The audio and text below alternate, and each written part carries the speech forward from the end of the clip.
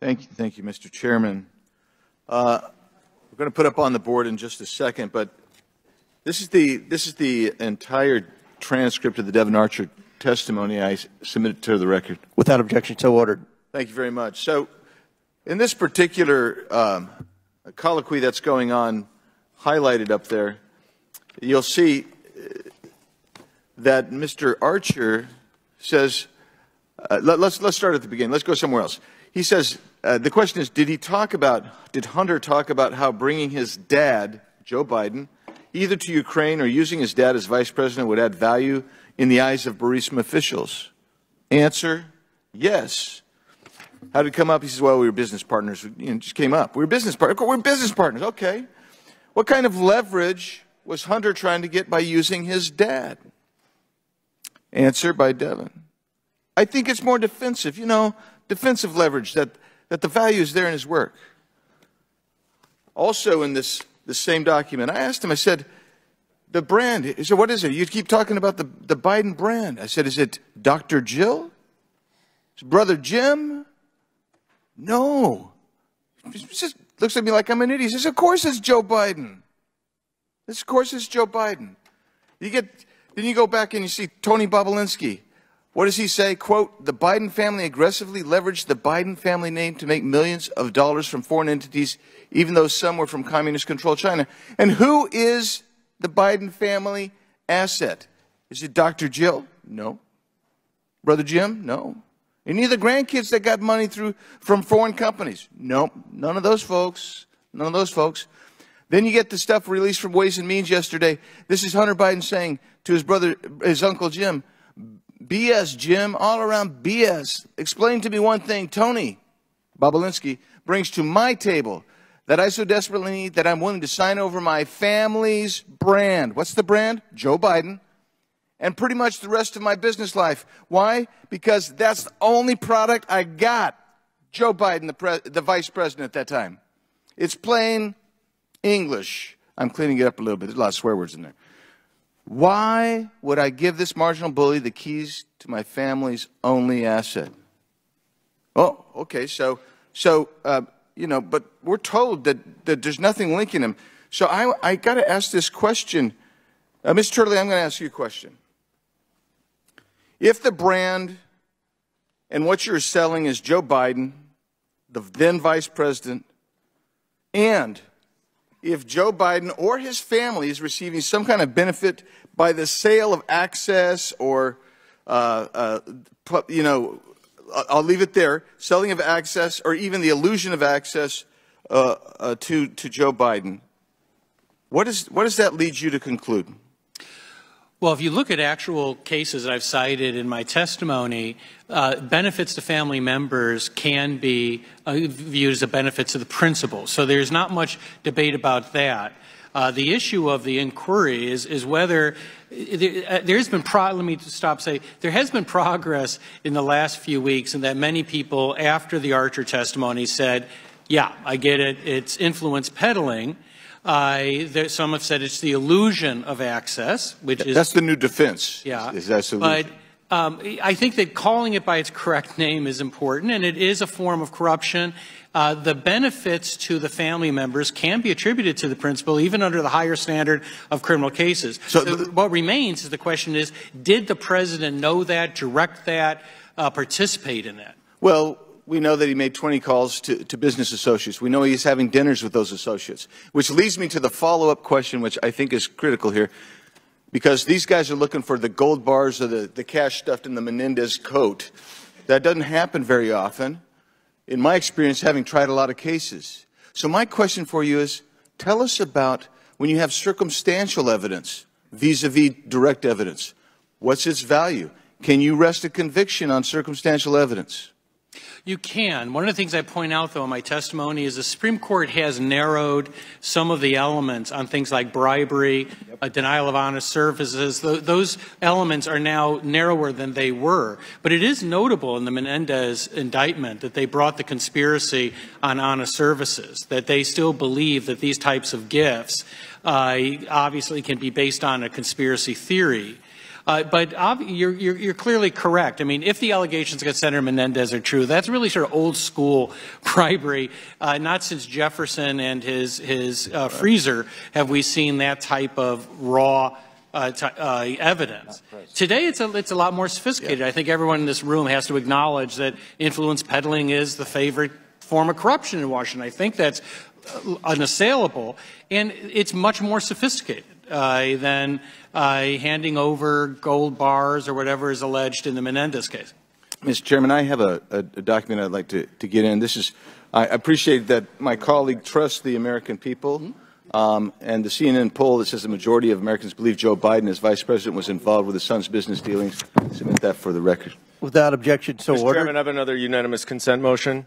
I'd move with unanimous consent to introduce an order from the Supreme Court of the State of New York from Tuesday where the Trump Organization was found liable for fraud, and is specifically on page 28 where there's a paragraph entitled, quote, "The Trump brand premium that was increased the value of Trump assets by 15 or 30% according to the Trump Organization."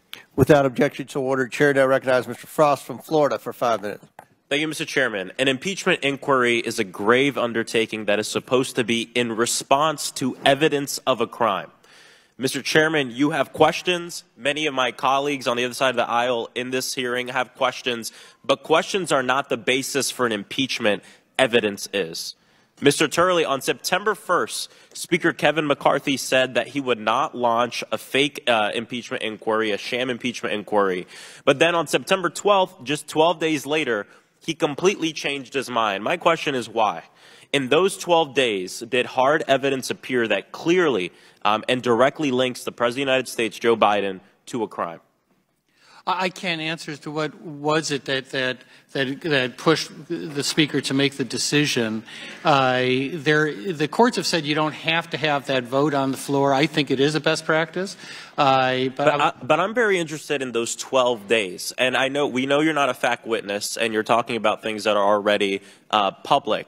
But is there anything that came up in those 12 days that linked the President of the United States to a crime? Yes or no? I don't have any recollection of those 12 days. Yeah, nothing. I can tell you it's nothing. And we've heard even from you that this is why we have this impeachment inquiry. But let's be clear, this inquiry has been going on since the day we got here. Since the day I was sworn in at 2 a.m. on a Saturday night, this impeachment inquiry started. Let's pull back the curtain on what's really going on. There's no evidence of crime, only desperation and political pressure. This is what's going on. The far right called for the sham impeachment hearing with no evidence at the beginning of this year when we first got started. This impeachment inquiry has been going on. This is not the first hearing we've had in relation to this. On September 1st, the Speaker of the House, Kevin McCarthy, says, no, we're not going to do that. We don't have the evidence. We don't have the votes for it to pass on the House floor. We're not going to do it. A good decision, in my opinion. But then just 12 days later, 12 precious days later, something happens. I'm not sure what, but something happens, because then the Speaker of the House, Kevin McCarthy, comes out and says, yes, we will do an impeachment inquiry. So what happened between these 12 days? It's very simple. 3 threats from members of his own caucus at the direction of former President Donald Trump changed his mind. Number one, the threat to force a vote on impeachment, which would lose on the House floor and be another embarrassment in the long list of embarrassments this Congress for the Speaker of the House. Number two, they would threat to shut down the government, something that will happen in just 2 days. And number three, and this is the one that really got to him, they said, you about to lose your job. And they said, we will remove you as Speaker from the House. And that scared him so much that Kevin McCarthy, the Speaker of the House of the United States of Representatives, third in line of the presidency, completely caved due to the threats of people within his own caucus. This fake impeachment is based on desperate political calculation not any evidence. And Mr. Chairman, you say this hearing is to establish the basis for this fake sham impeachment hearing, but these witnesses are not giving us any basis or giving us any evidence or giving us any solutions. They are giving us several times. I reclaim my time. I have to stop because that's not a true statement. I reclaim my time. These witnesses are not giving any answers. They're just asking more questions. We have one witness who has a lot of questions, Ms. O'Connor. Dubinsky, one witness who knows something about accounting but has no real involvement in what's going on. And Mr. Turley stopping here on his way to his next Fox News hit. This is not a serious inquiry. And impeachment is something that's very serious. And we have to ensure that we focus on the wants and needs of the American people. This is all for nothing. Half the crowd is left. There's no line outside.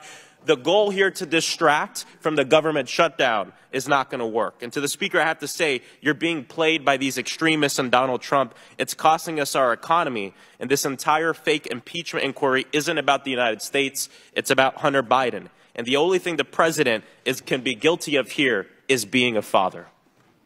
I yield back to the ranking member. Chair now recognize Mr. Turner from. I yield to the vice ranking member. No, the gentleman from Florida yielded back.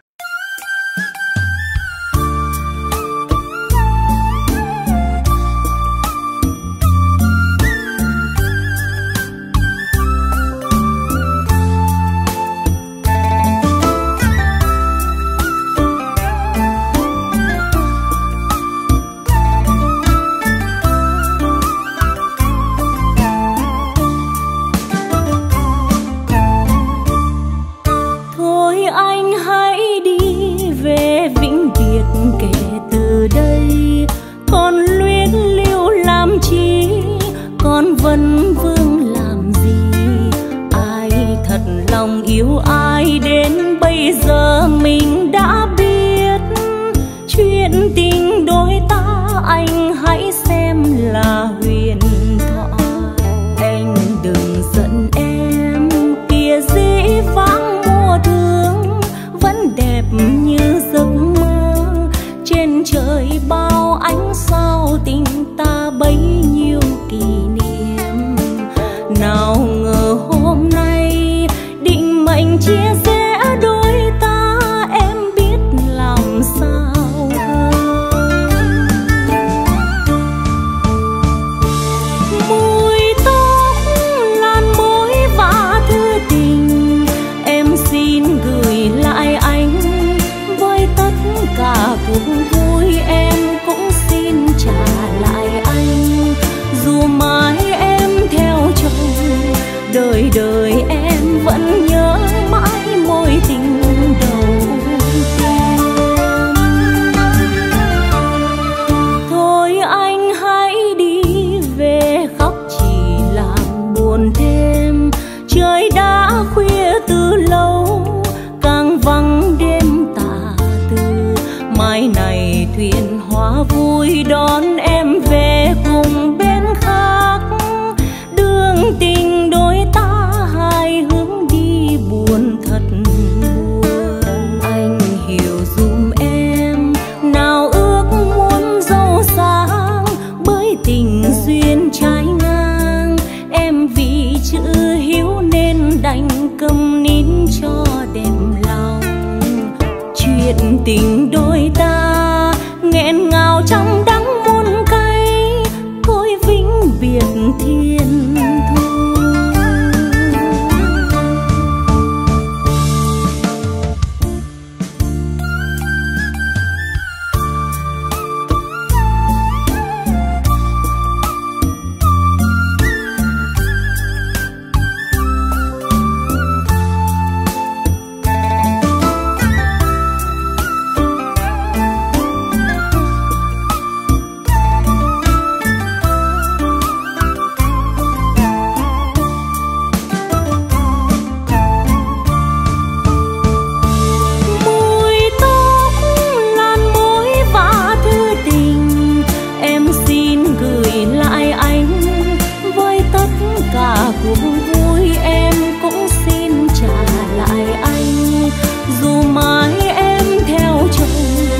đời đời em vẫn nhớ mãi mối tình đầu tiên.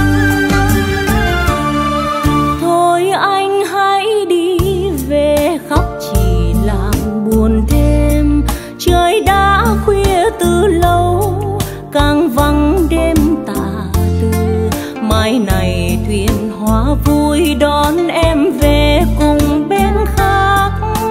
Đường tình đôi ta hai hướng đi buồn thật buồn. Anh hiểu dùm em nào ước muốn giàu sang, bởi tình duyên trái ngang. Em vì chữ hiếu nên đành cầm nín cho đẹp lòng. Chuyện tình đôi ta nghẹn ngào trong